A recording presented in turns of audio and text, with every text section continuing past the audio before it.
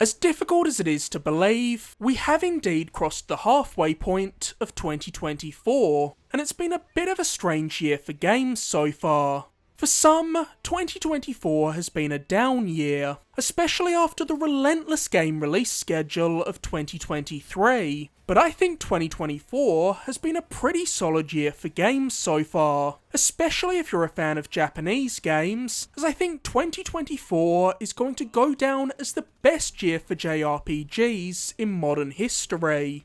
Obviously, how good a year's release lineup is entirely subjective, and dependent on your taste and where you choose to play. But between Final Fantasy VII Rebirth, Persona 3 Reload, Tekken 8, Stellar Blade, Shadow of the Erdtree, Dragon's Dogma 2, Grand Blue Fantasy Relink, Prince of Persia The Lost Crown, Helldivers 2, Rise of the Ronin, Paper Mario The Thousand Year Door, Animal Well, and Balatro, there have been so many games that cater to my tastes that I've practically been drowning in games all year long, and I don't imagine that's going to change anytime soon.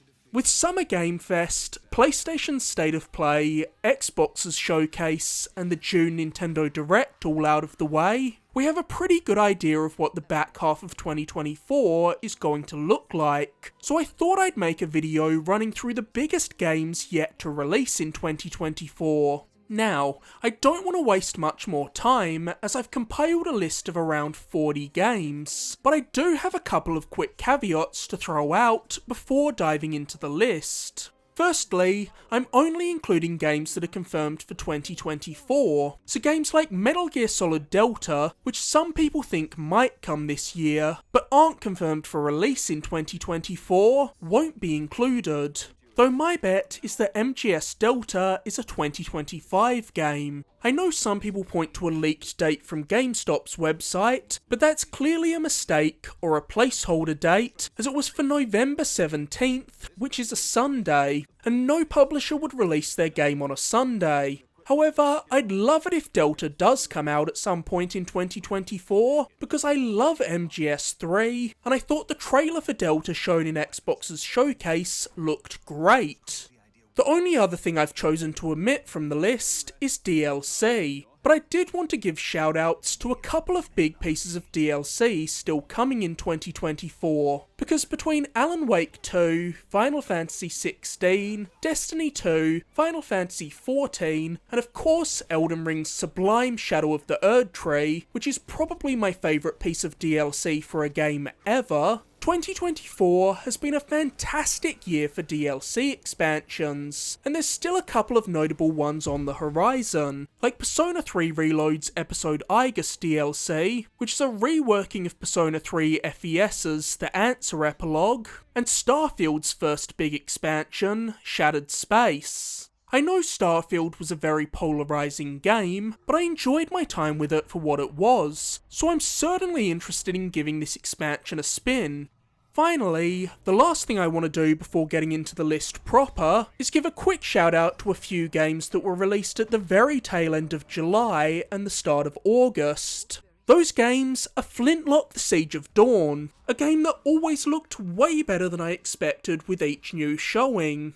Flintlock is a new open-world action RPG from A44 Games, the team behind Ashen, a well-received Souls-like from a few years back. And Flintlock seems like a much bigger, more ambitious game from this team. Flintlock's fast, acrobatic combat, which sees you utilising a mixture of melee weapons and firearms, looks fantastic. While Flintlock still largely takes inspiration from the Souls-like genre, A44 has made it clear that Flintlock isn't as punishing as your average Souls-like. So if you're someone who's intrigued by Souls games, but put off by the difficulty, Flintlock could be the perfect game to get you initiated into the genre. The second game I have to give a shout out to is Nintendo World Championships NES Edition. Named after Nintendo's classic competitions to find the most skilled gamers in the world, Nintendo World Championships NES Edition is essentially a collection of bite-sized speedrunning challenges that task you with successfully getting through segments of 13 classic NES games as fast as possible. pulling its challenges from classic games like Zelda 1 and 2, Super Mario Bros. 1, 2, 3 and the Lost Levels, Kirby's Adventure, Metroid and Kid Icarus, this game is a massive nostalgia trip for Nintendo fans. With a selection of single-player modes where you'll be graded for your performance, and multiplayer modes where you can go toe-to-toe with others both on and offline, Nintendo World Championships is an ideal game to jump into between other, more involved experiences. I've been playing a ton of Nintendo World Championships NES Edition over the past couple of weeks, and while I'm disappointed by some missing features, I've largely enjoyed my time with it, and you can expect a full review on my channel in the coming weeks. Kunitsugami Path of the Goddess is one of the most original games Capcom has dropped in years. Kunitsugami is unlike anything else I've played, offering a unique blend of hack-and-slash action and strategic tower defense gameplay. In Kunitsugami, you guide a goddess called Yoshiro through levels, protecting her as she clears areas of evil energy. I was initially a little skeptical of Kunitsugami when I saw it was going to be on Game Pass Day 1. While I love the premise and art direction of Kunitsugami, some publishers tend to treat these subscription services as dumping grounds for games they're not confident in, as a way of covering their bases and trying to get at least some money back on their investment. This is evidently the reason Capcom dropped Exoprimal straight into Game Pass. But after diving into the demo for Kunitsugami that Capcom dropped a couple of weeks before launch, my confidence in Kunitsugami grew exponentially, so it is next up on my list of games to play.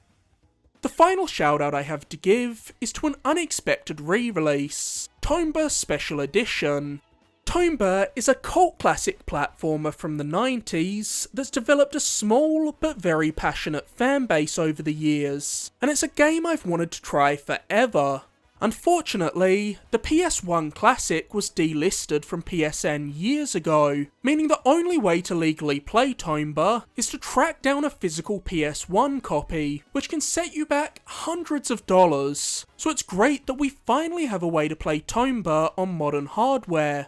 I'm so glad more people are starting to see the importance of game preservation, and we're getting more and more ports of games that were previously trapped on old hardware. And hey, if you do end up checking out Tomba and enjoying it, there's even more good news, as Tomba 2 is also getting a special edition from Limited Run Games in the future.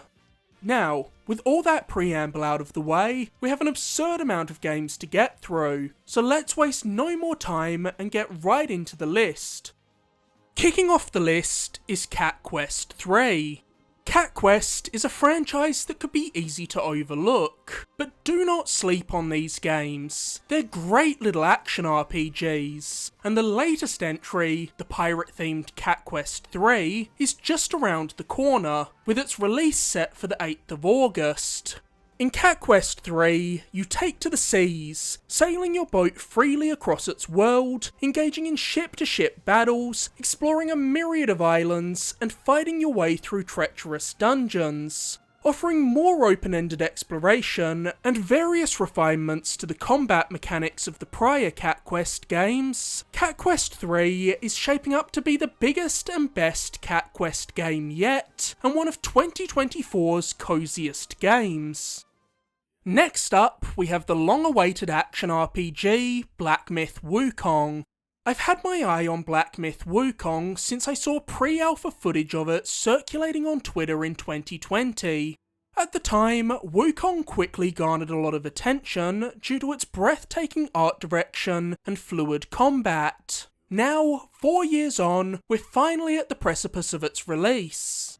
Black Myth Wukong is a reimagining of the legendary Chinese novel Journey to the West, which has served as the inspiration for countless other games, movies and TV shows, like the criminally underplayed Enslaved Odyssey to the West, and most famously Dragon Ball, with Goku being based on Sun Wukong, aka the Monkey King. While it's clear that Wukong's fluid combat draws heavy inspiration from the Souls games, it's important to note that Game Science explicitly stated that they don't consider Wukong to be a Souls-like game, so I'm expecting a bit more of an arcadey experience out of Wukong, which I'm certainly down for. Don't get me wrong, I love Souls games, but I think we can all agree that the market is becoming oversaturated with them. One thing I do want to call out is how badly Game Science botched their last big marketing push. I've seen enough footage of Wukong to say that I think it's likely going to be very good, but their last chance to sell people on this game was Summer Game Fest, and instead of showing a gameplay-filled trailer focused around the game's selling points, its slick combat and awe-inspiring bosses, Game Science opted to offer one of the most boring CGI trailers of recent memory. I just don't know what they were thinking with this one. Concord is the first big release as part of Sony's first-party games-as-a-service push, and it's fair to say its reveal didn't go down the way Sony hoped it would. Concord's reveal trailer was bombarded with dislikes and comments criticising everything from its business model to its character designs to its writing, which many feel has a generic MCU-light vibe. And I have to be honest, I wasn't feeling too hot on Concord either. It seemed like a game made by committee that jumbles together a hodgepodge of ideas from other movies and games people liked, with its corny writing trying and failing to capture the energy of Guardians of the Galaxy, and its gameplay drawing heavily from Overwatch. A hero shooter also isn't what I generally want out of a PlayStation exclusive. I love PlayStation for their big budget, story-driven single-player games, but Sony seemingly saw something special in Concord, so much so that they bought Firewalk Studios after seeing it, and I think we're getting a little bit of a better idea of why after Concord's beta came out. I jumped into Concord's beta over the first weekend, and while I still didn't particularly like the writing, Concord's gameplay is surprisingly good.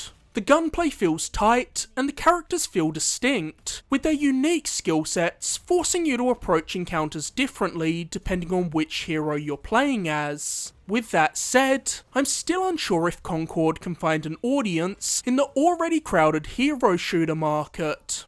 I think Concord's gameplay is good, but good isn't necessarily good enough when this is already a packed market, and you're trying to sell a game at a premium price in a genre that's largely dominated by free-to-play titles. So I still think Concord is going to turn out to be a massive miscalculation on Sony's part.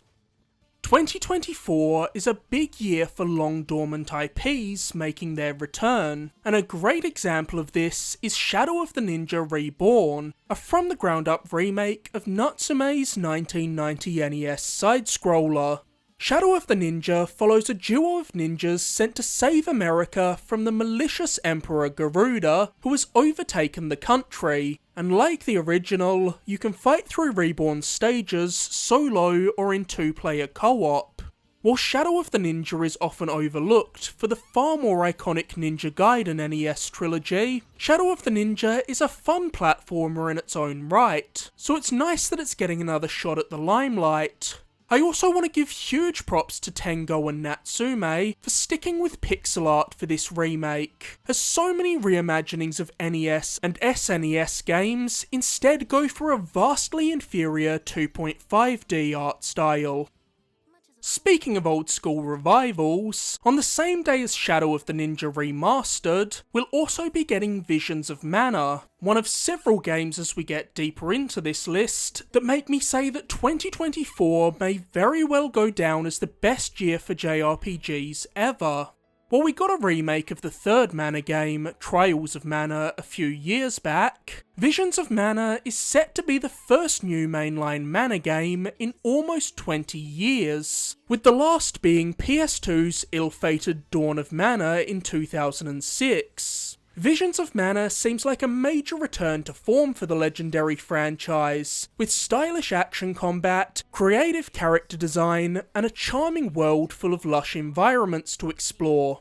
Visions of Mana looks great, and with an all-star lineup of talent, including series creator Koichi Ishii and longtime composer Hiroki Kikuta, who provided the iconic soundtrack of Secret of Mana, working on it, I fully expect Visions of Mana to be a massive return to form for the once legendary series. While we've seen a ton of Star Wars games released over the years that have explored just about every genre, from RPGs to hack and slash action, to strategy games, to first-person shooters, one thing we've never experienced is an open-world Star Wars game. On the 30th of August, that's finally going to change when Star Wars Outlaws is released. Star Wars Outlaws follows scoundrel Kay Vess and her cute, furry companion Nyx, as they plan one of the biggest heists the galaxy has ever seen. Throughout her journey, Kay has to contend with working with or against the most notorious crime syndicates of the Star Wars universe: the Hutt Cartel, Crimson Dawn, the Pike Syndicate, and the Ashiga Clan, a new faction created for Outlaws. I thought the gameplay of Outlaws that Ubisoft showed off at their stream last month looked awesome. Getting in kinetic firefights, tearing across a planet atop a speeder, then getting in your ship and launching straight into space seamlessly to fly from planet to planet and engage in thrilling dogfights is everything I could ask for out of an open world Star Wars game.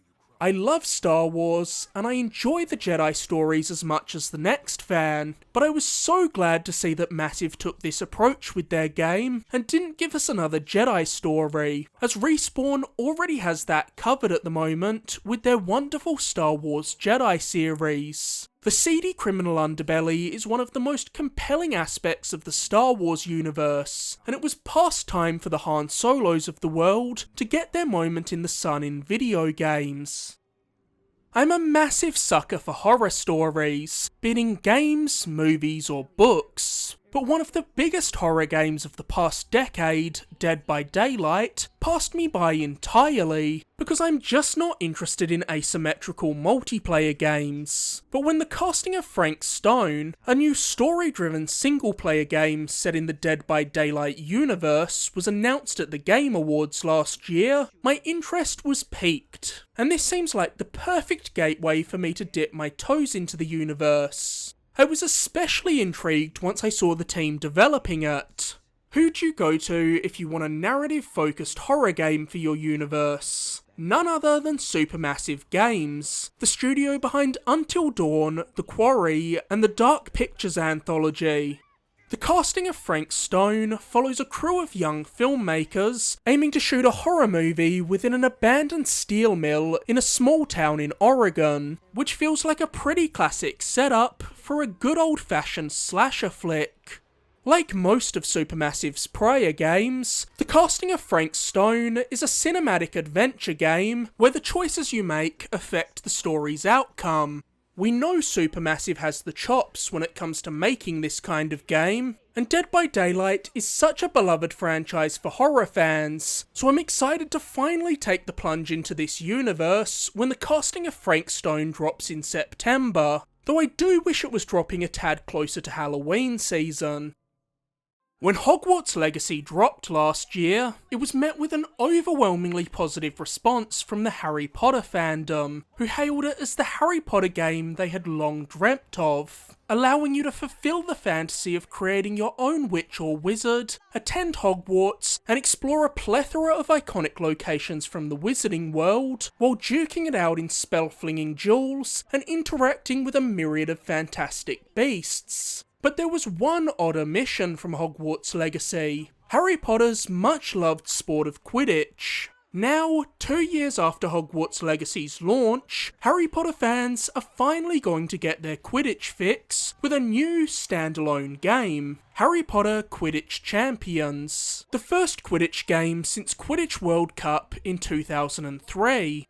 Despite the magical nature of the sport, Quidditch Champions follows a similar structure to most other sports games, allowing you to create and customize your own player, and then play alongside and against some of the most popular characters from the Harry Potter universe in both its online and single-player career modes.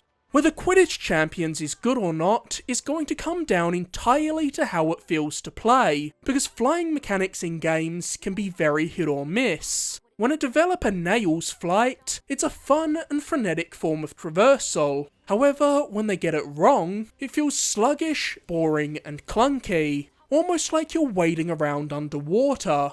We're not going to know whether or not Unbroken Studios got the feeling of flight correct until we get our hands on Quidditch Champions next month. But with WB Games announcing that Quidditch Champions will be available on PS Plus day one, I'll certainly be giving it a spin.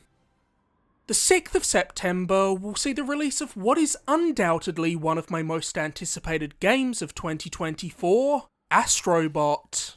Every PS5 owner knows that Astro's Playroom, the pre-installed pack-in that came with your PS5, was a delightful little showpiece that served as both a showcase of what your new console is capable of, and a massive celebration of more than 25 years of PlayStation history. And now this fun little tech demo is being fleshed out into a fully fledged 12 to 15 hour long adventure.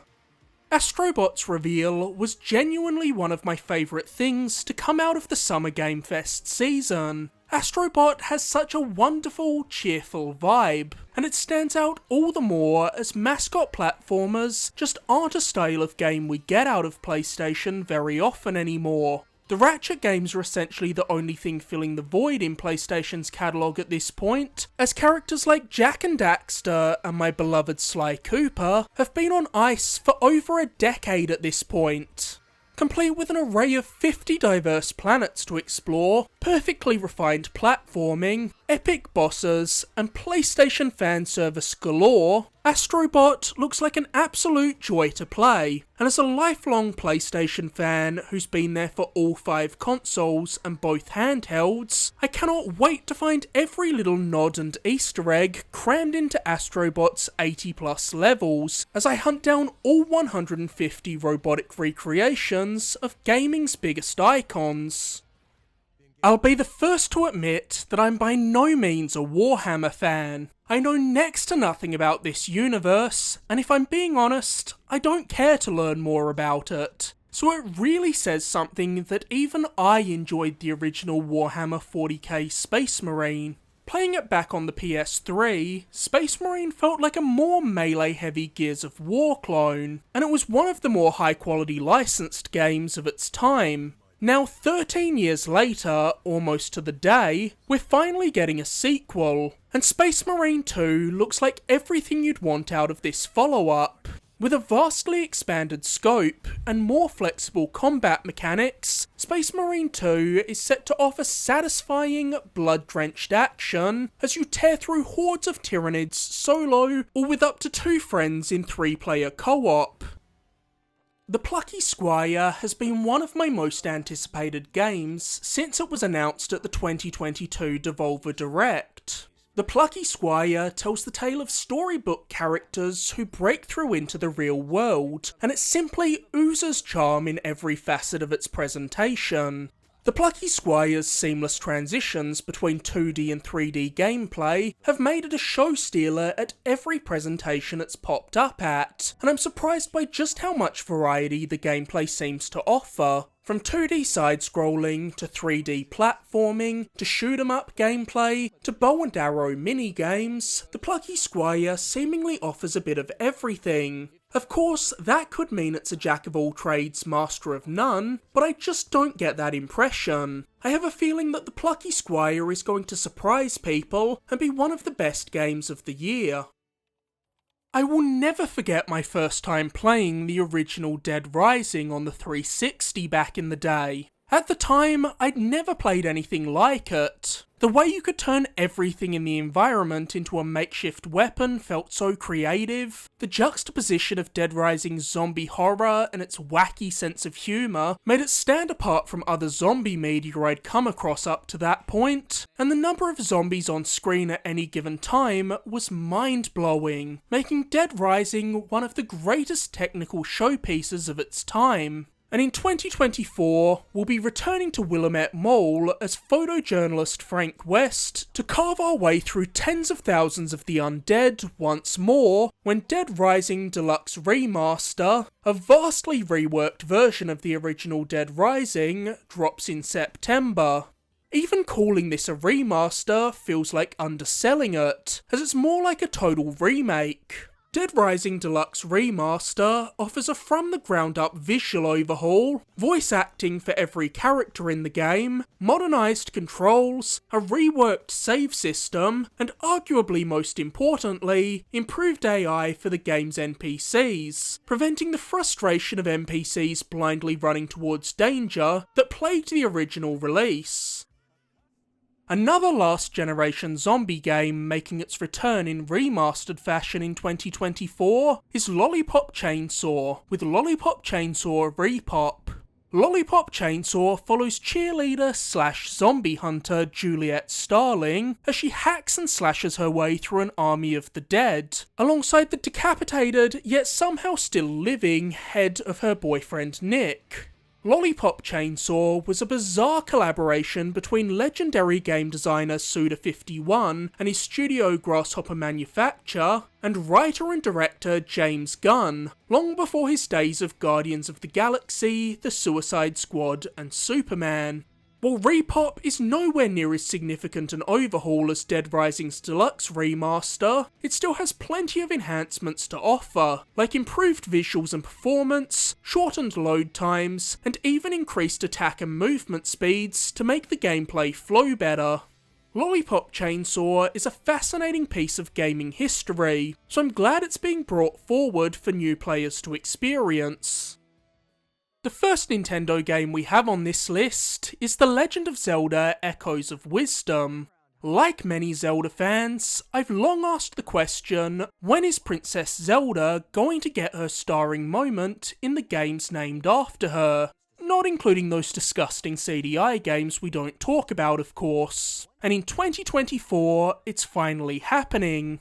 In Echoes of Wisdom, mysterious rifts that tear apart the very fabric of reality begin to appear across Hyrule, pulling in chunks of the world and its inhabitants, including none other than Link, leaving Zelda as the one remaining hope to fight back, save Hyrule, and recover its lost denizens. Having an entirely new protagonist in a Legend of Zelda game also means we're getting entirely new gameplay mechanics. Unlike Link, Princess Zelda doesn't wield a sword. Instead, she's equipped with the magical Tri-Rod, a staff that allows her to create replicas of the objects and creatures she encounters across Hyrule, letting her summon items to solve puzzles and create new pathways through the environment, or call forth monsters to fight on her behalf. I love that even almost 40 years after the series' inception, Nintendo is still finding exciting ways to thrill and delight us with constant reinventions of the Zelda franchise. One thing I do want to criticise Nintendo for, however, is their unwillingness to confirm who's developing their games recently, with us not knowing the developer behind Princess Peach Showtime until the game was released earlier this year, and them now refusing to confirm which studio is behind Echoes of Wisdom. We're all inferring that it's Grezzo, as Echoes of Wisdom shares the same beautiful toy-like art style as their Link's Awakening remake, but that hasn't been officially confirmed by either Grezzo or Nintendo. This is a befuddling trend that I hope Nintendo moves away from with future game announcements.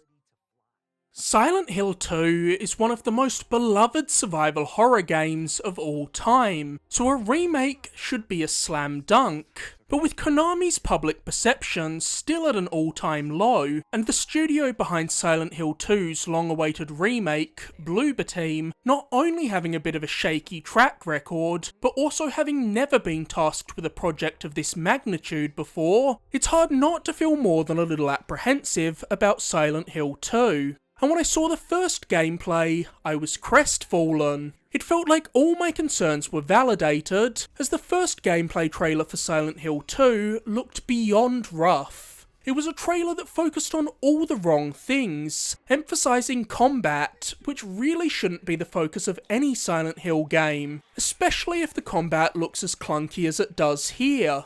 I truly thought this was destined to be a butchery of one of the most important horror games ever made.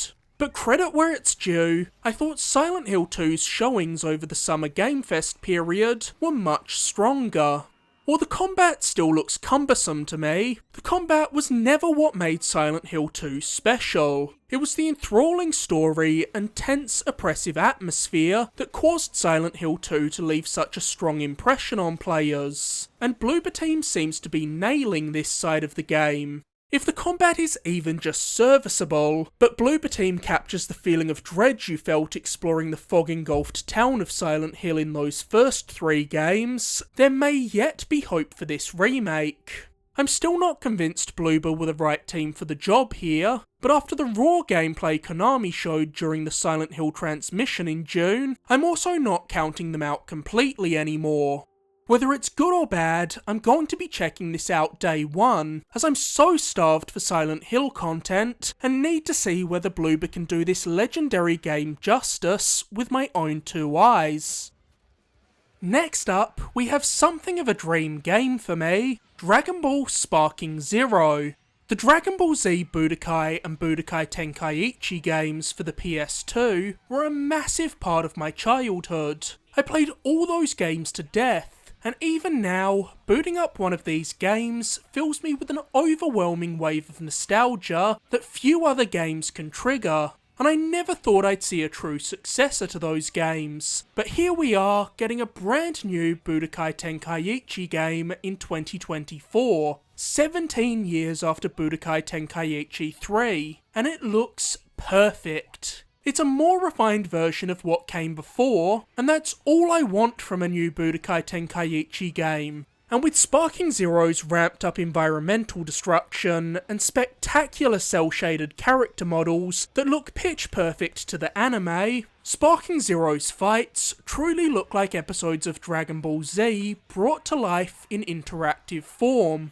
The Budokai Tenkaichi games were never the deepest fighting games mechanically, and I don't expect that will necessarily change here, which you could see being to the series' detriment. But oddly enough, it's actually always been to the benefit of these games. The Budokai Tenkaichi games are perfect pick-up and play experiences, where you can have a buddy over, hand them a controller, and they're going to wrap their head around the mechanics in minutes.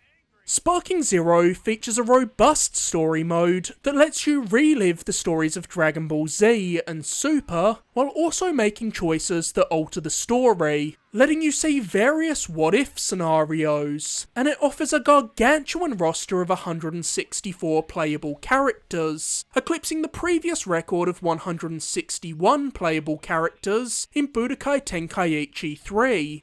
Sparking Zero is packed with an obscene amount of content, and I just know it's going to be one of my most played games of the year. It's also worth noting that Bandai tends to offer extensive DLC support for their games, with Dragon Ball FighterZ getting multiple seasons of new characters, and Xenoverse 2 still receiving updates 8 years after launch, so there's no chance that Sparking Zero's roster doesn't continue to grow to even more ridiculous heights post-launch. Now we arrive at my most anticipated RPG for the rest of 2024, Metaphor ReFantazio. Metaphor ReFantazio is the first game from Studio Zero, a new team within Atlus comprised of countless talented developers who previously worked on the Persona games. Chief among them are director Katsura Hashino, character designer Shigenori Soejima, and composer Shoji Meguro, all of whom served in these roles on Persona 3, 4 and 5. In my eyes, those are inarguably 3 of the greatest JRPGs ever made, so the idea of a new IP from these guys is beyond exciting. Even at a glance, Metaphor ReFantazio will immediately feel familiar for Persona players, due to both its gorgeous art direction and stylish UI, and its gameplay mechanics that see you split your time between the normal modern day world, where you'll spend time socialising with your allies to deepen your bonds with them, and a parallel universe where you'll explore dungeons and fight in turn-based battles. But just because Metaphor ReFantasio resembles Persona on a surface level, doesn't mean that it doesn't have its own unique identity and set of ideas to bring to the table. Metaphor's world is far more fantasy-themed than any Persona game. Unlike Persona games, which always have a silent protagonist as you're meant to project yourself onto them, ReFantasio's main character is fully voiced, and while its combat is largely turn-based, Metaphor ReFantasio also incorporates some real-time combat mechanics, allowing you to slash through weaker enemies without triggering a full-blown turn-based encounter. Persona is arguably my favourite video game franchise. The stories and characters of those games resonate with me in a way that almost no other series does, so I was all in on Metaphor ReFantasio from the day it was announced, but at each new showing I'm always blown away by just how extraordinary ReFantasio looks. I'm truly expecting it to be something special. The Mario Party games have been a staple of every Nintendo console since the N64, and in 2024, the Switch is getting its third Mario Party game, Super Mario Party Jamboree, and it's set to be the most content-rich Mario Party game yet. Jamboree lets you play as 20 unique characters across 7 boards, 5 brand new boards, and 2 recreations of classic fan favourite boards, Mario's Rainbow Castle from the original Mario Party, and Western Land from Mario Party 2, as you compete in over 110 minigames, the largest assortment of minigames to ever grace a Mario Party game. The biggest new addition to Mario Party in Jamboree is the Koopathlon mode, a 20-player online mode where you compete for high scores in minigames as you race to the end goal, which is a great idea, as while Mario Party is fun with friends, it's always been a little dull to play solo, so hopefully this can be the mode that finally changes that. Another year means another Call of Duty game, and this time Treyarch and Raven are back up to bat with Call of Duty Black Ops 6. Back in the PS3 360 days, there was always a debate over which Call of Duty sub-series was better, Modern Warfare or Black Ops, and in high school I was always more of a Black Ops guy.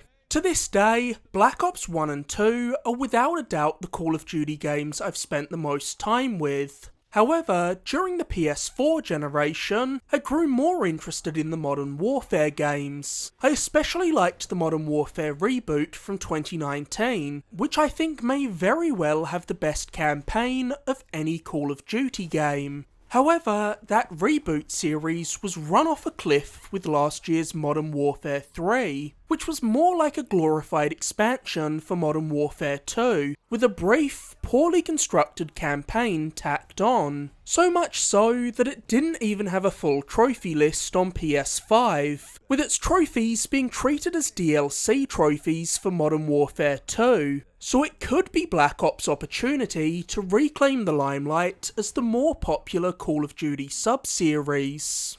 Call of Duty Black Ops 6 is filled with all the modes you'd expect to find in a Black Ops game, with a campaign that serves as a direct continuation of Black Ops Cold War, set in the 90s, exploring real-world events like the Gulf War, and maintaining that gritty spy thriller tone. A full multiplayer suite complete with 16 maps at launch, and the return of the traditional prestige system, something long-term Call of Duty fans have been clamouring for, and of course, a new iteration of the much-loved Zombies mode. Black Ops 6 is also making some meaningful changes to the gameplay of Call of Duty, chiefly through its new omnidirectional movement mechanics that allow you to sprint, slide and dive in any direction, making the gameplay faster and more kinetic. This is a revolutionary change that's going to shake up Call of Duty's gameplay to a degree that we haven't seen in the past decade of COD iterations, and for that alone, I'm more excited for Black Ops 6 than I have been for any Call of Duty game since the PS3 360 era. It's also worth noting that Black Ops 6 is the first Call of Duty game launching into Game Pass Day 1, so if you're an Xbox player subscribed to Game Pass Ultimate, you'll be able to jump in at no additional cost.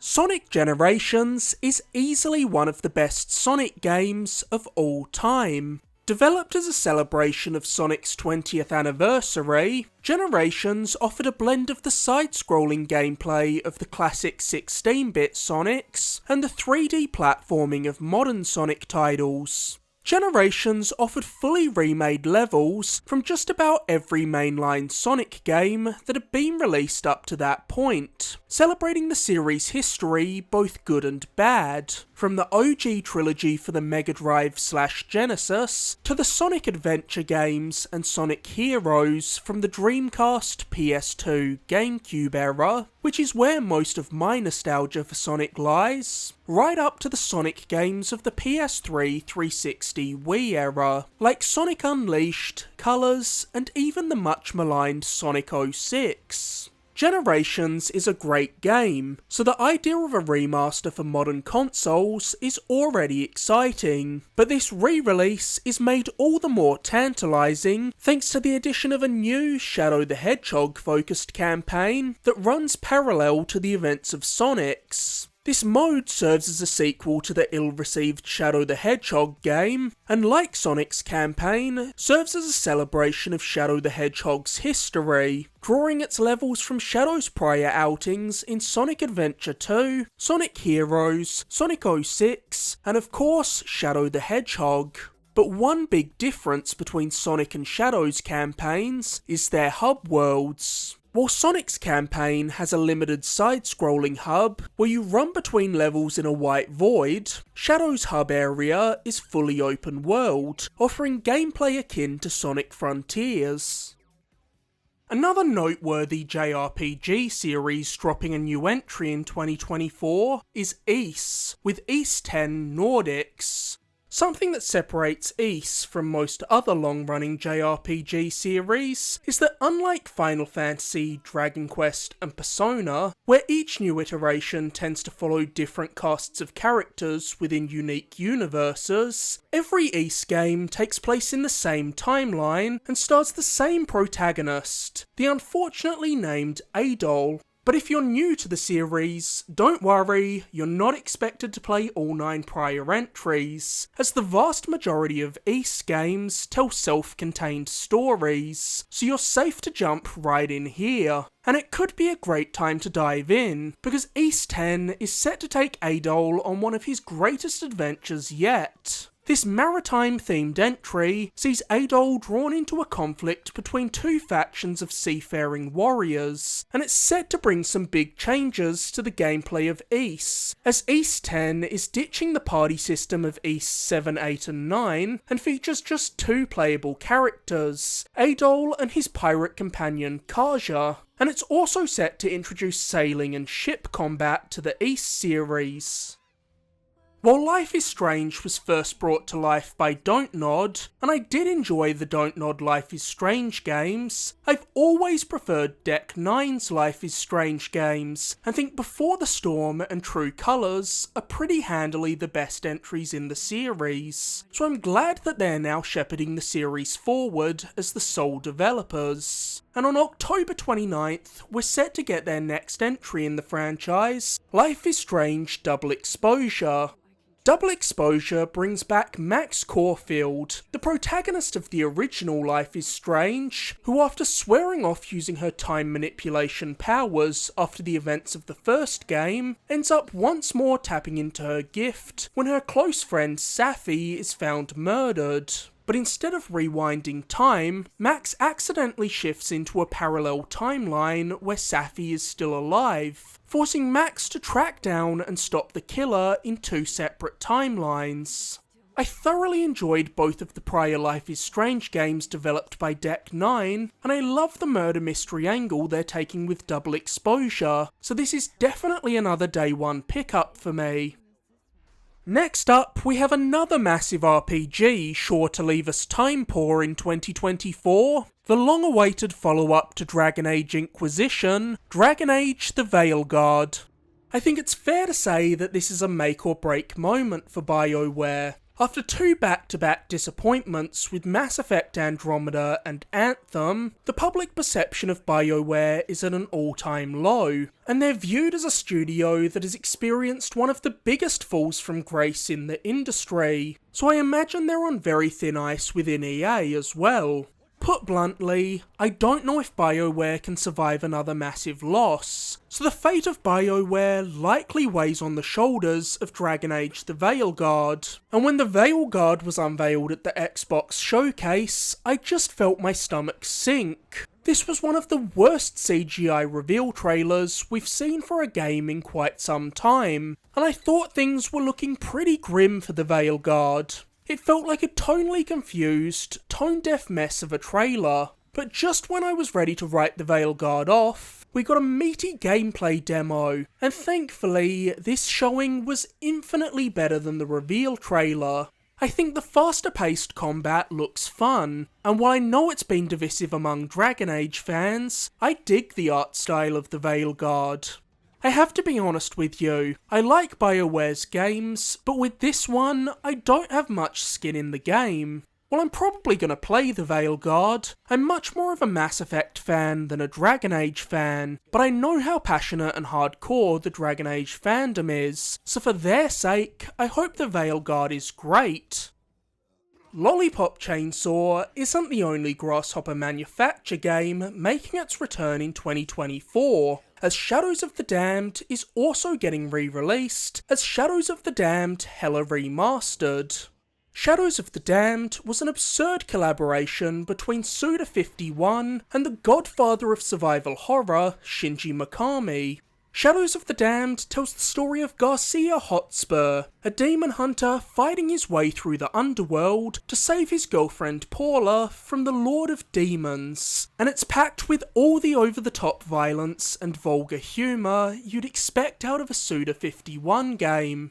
Of course, when you think Shinji Mikami, you think Resident Evil and the Evil Within, but Shadows of the Damned is very different to those games. While it's horror-themed and takes some cues from survival horror games, Shadows of the Damned is first and foremost an action game, something that should come as no surprise if you have any familiarity with Suda51 and Grasshopper's games. While Shadows of the Damned Hella Remastered isn't the most transformative remaster, especially when you compare it to something like Dead Rising Deluxe Remaster, it's still set to be the most polished way to experience Shadows of the Damned, as it offers 4K resolution at 60 FPS. Throw in a couple of small but appreciated additions like New Game Plus and additional costumes, and Shadows of the Damned Hella Remastered seems like a decent package.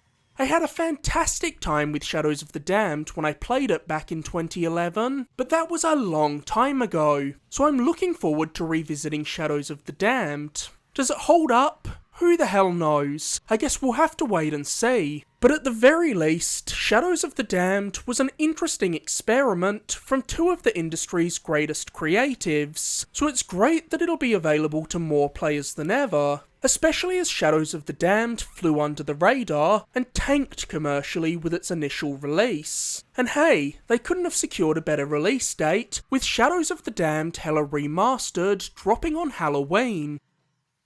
Mario and Luigi Brothership was a pleasant surprise to emerge from the June Nintendo Direct. Brothership is the first new Mario and Luigi game since Mario and Luigi Paper Jam dropped on the 3DS 9 years ago, and it's a big transitional moment for the series, as Brothership is set to be the first console Mario and Luigi game, with every prior game being developed for Nintendo's handhelds. The first thing that stands out to me with Brothership is its art direction. It's clear that the developers turned to the key art from the prior Mario and Luigi games for inspiration, as this game just looks like the GBA Mario and Luigi box art brought to life in 3D. It's worth noting that Brothership is set to be the first game in the Mario and Luigi franchise not developed by series creator Alpha Dream, as they unfortunately closed down a few years back. Though we don't know for sure who is developing Brothership, because Brothership is frustratingly another game where Nintendo won't confirm which studio is behind it. We can make an informed guess and say that it's likely Ilka, as a Nintendo representative said that some developers who worked on prior Mario and Luigi games are working on Brothership, and Ilka absorbed a portion of Alpha Dream's workforce when the studio shut its doors, but we probably won't know for sure until we see Brothership's credits in November, which is extremely annoying. For Christ's sake, Nintendo, just say who's making your damn games. Between the remakes of Super Mario RPG and Paper Mario The Thousand Year Door, and now a brand new Mario and Luigi game, Nintendo is heavily doubling down on the Mario RPGs, which I'm fine with, because these games are more often than not a good time. Slitterhead is the new action horror game from Silent Hill creator Keiichiro Toyama, and at Summer Game Fest we got our first look at gameplay for Slitterhead. My takeaways were that it looked ugly, janky, and frankly far too ambitious for its evidently low budget. However, it also looks incredibly weird and inventive, and I am totally into it. In Slitterhead, you control an entity named Hioki that can possess both people and animals as you fight your way through a city overrun by grotesque monsters called, as you might have guessed, Slitterheads. Slitterhead is coming far sooner than I'd expected. I fully expected this to be a 2025 game at the earliest, so when November 8th popped up at the end of the trailer, I was shocked. Slitterhead's twisted creature design and unique body-hopping gimmick give it a feel unlike any other game coming out this year. It also certainly doesn't hurt that its music is composed by Akira Yamaoka, the man behind the score for the vast majority of Silent Hill games that feature some of the best video game music of all time. Hell, the Silent Hill theme might be in my top 5 pieces of video game music ever. Slitterhead could very well be a hot mess, but it's undeniably a huge creative swing, and that's something we need more of in the gaming industry. It's just a shame that Slitterhead is just gonna miss out on the Halloween window. At the top of this video, I said that 2024 may go down as the best year for JRPGs ever, and Dragon Quest III HD 2D Remake is yet another reason why I believe this. Can we just take a moment to appreciate that in 2024, we're getting, or have already received, new Final Fantasy, Persona, Dragon Quest, Ys, and Mana games. It is utterly ridiculous what an embarrassment of riches 2024's release schedule is for JRPG fans. As its name implies, Dragon Quest III HD 2D Remake is a from-the-ground-up recreation of the beloved Dragon Quest III in Square Enix's gorgeous HD 2D art style, which combines 2D pixel art sprites with 3D environments to give the games a sense of depth, which provides a diorama-like look. This art style has been utilised in the likes of Octopath Traveler, Triangle Strategy, and another remake, Live Alive, all games that look spectacular. Dragon Quest III might seem like an odd place to start when remaking a series, but Square Enix's rationale here makes more sense than you might expect. While the rest of the series largely stands alone, the first 3 Dragon Quest games are interconnected, and despite being the third released, Dragon Quest III is the first chronologically, so that's why Square started here. However, it is worth pointing out that Dragon Quest 1 and 2 are also getting the HD 2D treatment, and will be released together in a bundle next year. Going back to an NES game can be tough, as game design has come a long way in the past 40 years. So aside from the visual overhaul, Dragon Quest III HD 2D Remake is also expanding on the story, adding voice acting and an orchestral score, and implementing some significant overhauls to the gameplay of DQ3, adding new enemy types, spells, and even a new vocation. Despite being a huge JRPG fan, I've never played the majority of the classic Dragon Quest games. My knowledge of the series is 7 onwards, so I'm looking forward to filling this gap in my JRPG knowledge later this year. After years of fan requests, this year's Assassin's Creed game, Assassin's Creed Shadows, is finally taking the fight between the Assassins and Templars to feudal Japan. Set in the late 16th century towards the tail end of the Sengoku period, Shadows introduces two new playable assassins, one being real-world historical figure Yasuke, an African samurai, and the other being Shinobi Nawe, the fictional daughter of real-world Iga clan leader Fujibayashi Nagato.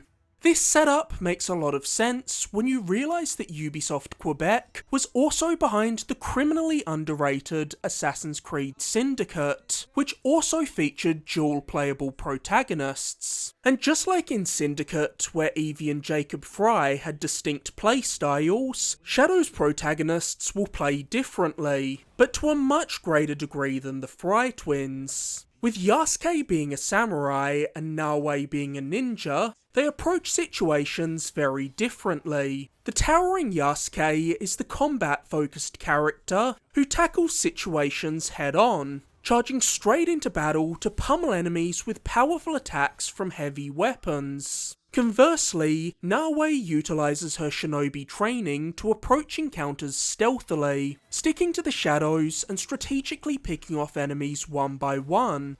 While Yasuke and Nawe have missions specific to them, the majority of Shadow's content can be tackled with either character, giving you the freedom to approach missions with your preferred playstyle.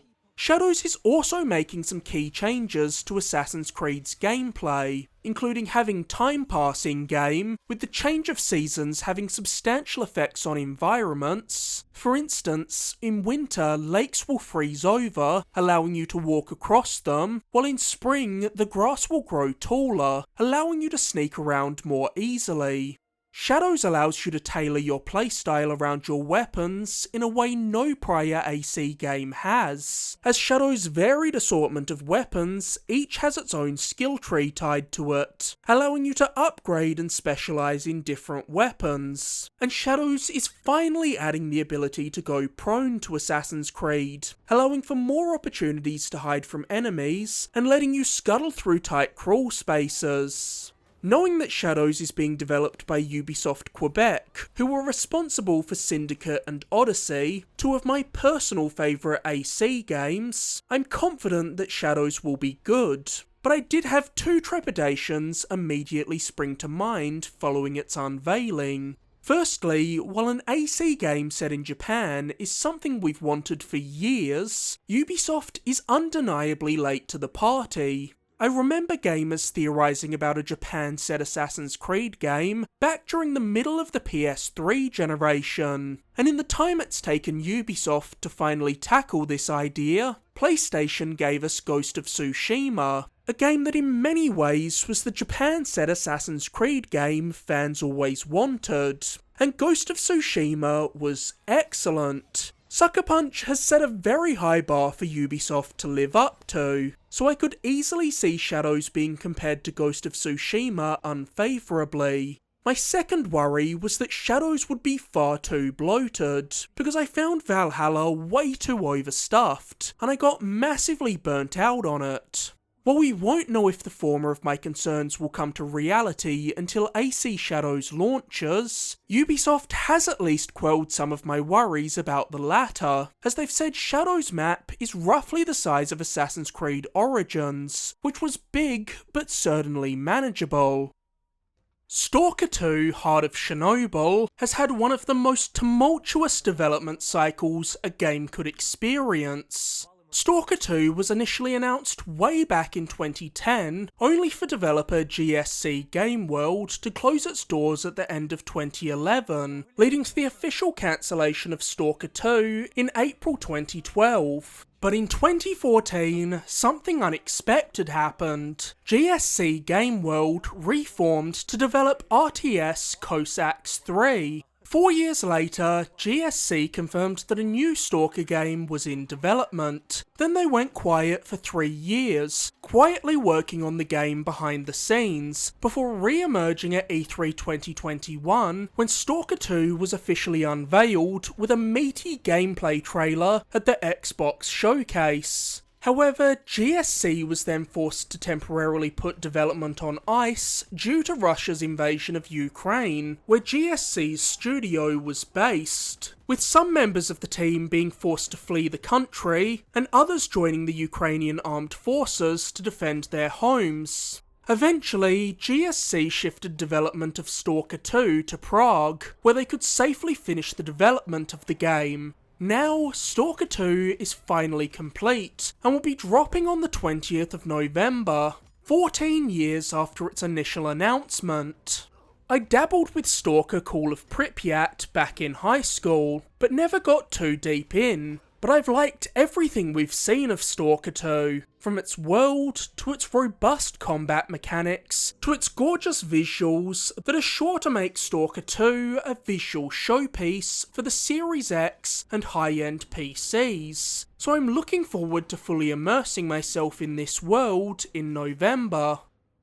And now we transition into the games that are yet to be dated, starting with my most anticipated Xbox game of 2024, Indiana Jones and the Great Circle.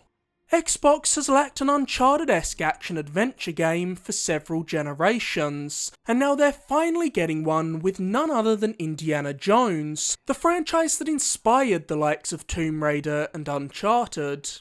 Taking place between Raiders and the Last Crusade, Indiana Jones and the Great Circle takes Indy on another globe-trotting adventure as he investigates a series of sites across the world that form a perfect circle when viewed on a map, and it stars Troy Baker, who's giving one hell of a Harrison Ford impression. The reason I'm so confident in Indiana Jones and the Great Circle is that it's being developed by Machine Games, the studio behind the last-gen Wolfenstein reboot series, and Wolfenstein The New Order and The New Colossus are two of my favourite shooters ever made, so I know this team are capable of making a fantastic game where you fuck up a whole load of Nazi scum. Machine Games has made some clever design choices to ensure that the Great Circle will be the game that indie fans have long dreamt of, with trailers showcasing Indy fighting his way through Nazis, exploring ancient caverns, and solving mind-bending puzzles. It also wouldn't be Indiana Jones without a handful of jaw-dropping set pieces, which Machine Games are undoubtedly going to deliver, with the very first trailer for The Great Circle showing Indy leaping from plane to plane in mid-air. When you think of Indiana Jones, one of the first things to come to your mind is no doubt his trusty whip. Machine Games knew that this needed to be a focal point of the Great Circle's gameplay, and they've managed to find ways to implement Indy's whip in every facet of gameplay. It's used in combat, to solve puzzles, in traversal as you swing across chasms on it, and you can even crack it to create a distraction in stealth sections. While the Great Circle is largely played from a first-person perspective, as this is what Machine Games specialises in, they're well aware that when you're playing as a character as iconic as Indiana Jones, you want to see him. So the game transitions to third person during cutscenes and specific traversal actions, like swinging from your whip and climbing, which I'm sure will also be welcome news for those who get motion sick easily in first person games. One of the most unexpected reveals of Summer Game Fest was LEGO Horizon Adventures, or at least it would have been if it wasn't leaked in the weeks leading up to Summer Game Fest. LEGO Horizon Adventures reimagines the story of Horizon Zero Dawn in wacky LEGO fashion. Unlike the vast majority of licensed LEGO games, LEGO Horizon Adventures isn't being developed by Traveller's Tales. It's instead a collaboration between Horizon developers Guerrilla and Studio Gobo, a British team that's traditionally served as a support studio, having assisted with the development of Hogwarts Legacy, Disney Infinity, and For Honor. And as this is the first time they've gotten to take the lead on a major project, they're no doubt looking to make a name for themselves with LEGO Horizon Adventures. I like both the Horizon games, and I've certainly played my fair share of LEGO games. While LEGO games are never the deepest experiences, or games that stick with you, they are a good time, and I think LEGO Horizon Adventures looks charming. I also like the way that they've managed to merge the gameplay of the LEGO games with some of the mechanics of the Horizon games, like maintaining the focus on targeting weak points on the mechanical behemoths you battle it out with. By far the most surprising news about LEGO Horizon Adventures is that it's not only releasing on PS5, it'll also be available on PC and Switch on day one. Excluding Sony San Diego's MLB The Show series, which Sony was forced to make multi-platform to retain the rights to, this is the first time a game developed by a PlayStation-owned studio has been released on a non-PlayStation console since Wipeout 64 in 1998. LEGO Horizon Adventures seems like a great way to introduce a new audience of younger players to one of the staples of the PlayStation stable, even more so as Sony is meeting them where they are on the Switch. One thing LEGO Horizon Adventures got me thinking about was the rumours about a remake of Horizon Zero Dawn that circulated earlier this year, and whether that remake and LEGO Horizon are one and the same. Now that we know LEGO Horizon Adventures is a retelling of Zero Dawn, I wonder if someone heard that without the proper context and misinterpreted this game as a Zero Dawn remake. The biggest what the fuck moment of the June Nintendo Direct for me had to be the reveal of Marvel vs. Capcom Fighting Collection. For years, fans have been crying out for a way to play Marvel vs. Capcom 2 on modern hardware, myself included. This fan demand came to a head with the passionate Free MVC2 campaign led by FGC icon Maximilian Dood. But the more years that went by, the more it felt like we may never see this game again, and one of the greatest fighting games ever made could have been lost to time due to the inherently complicated rights issues of the Marvel vs. Capcom franchise. But then, out of nowhere, Capcom hit us with the return of MVC2, but they also went way above and beyond that. While I and a lot of other fans would have been more than satiated if we just got a simple port of MVC2, Capcom is instead delivering a massive collection of their collaborations with Marvel, including X-Men Children of the Atom, Marvel Superheroes, X-Men vs Street Fighter, Marvel Superheroes vs Street Fighter, Marvel vs Capcom Clash of Superheroes, Marvel vs Capcom 2 New Age of Heroes, and oddly, 1993's The Punisher, the only non-fighting game in the collection. But hey, I'll take it, as I've never played this game, and it looks like a pretty fun beat-em-up. Marvel vs. Capcom Fighting Collection is going to be a must-have for any comic book dork or fighting game fanatic. While many of the games in this collection are good, there's no doubt that MVC2 is the star of the show, and I, along with plenty of others I'm sure, am going to be jumping in there first. With its refined gameplay, gorgeous pixel art, and soundtrack that will be stuck in your head weeks after playing, Marvel vs. Capcom 2 is about as close to perfect as a fighting game can be, so I'm so glad it's no longer going to be trapped on 4-generation-old hardware.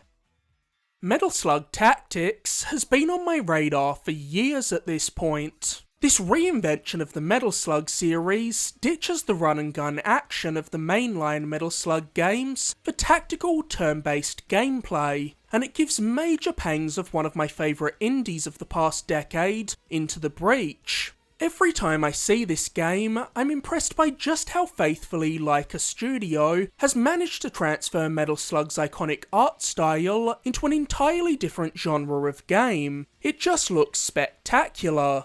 I'm a sucker for a good roguelike or tactics game, so when you combine the two, I know I'm going to lose countless nights to Metal Slug Tactics, just like I did with Into the Breach.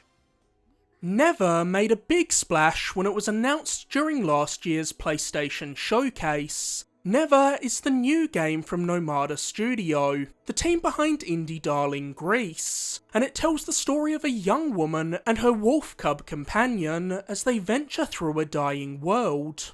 One look at Never is enough to tell you that it's going to be a game that pulls at the heartstrings in the most brutal of ways. In our most recent glimpse of Never, we got our first look at the game's combat, and while it looks competent, it's certainly not the selling point of Never for me. What are its selling points are its visuals and soundscape. Never's art direction is stunning, and what we've heard of its music sounds beautiful, so I could easily see Never sneaking into a few audio-visual categories at the various game awards for 2024.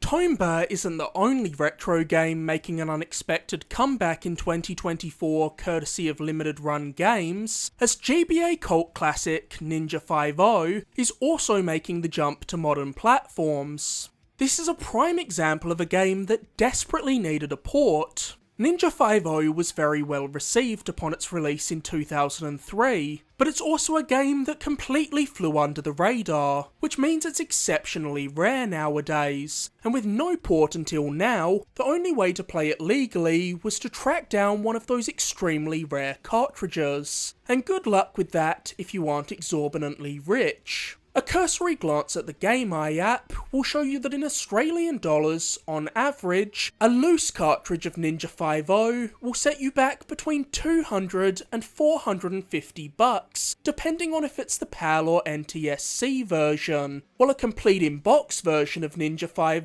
goes for over $1,100. Needless to say, as someone who isn't rich, but prefers to play their games on original hardware, and therefore doesn't mess around with emulators, I've never played Ninja 5, but as a lover of side-scrollers, I've always thought it looked awesome, so I'm glad that I'll finally be able to experience Ninja 5 without completely breaking the bank.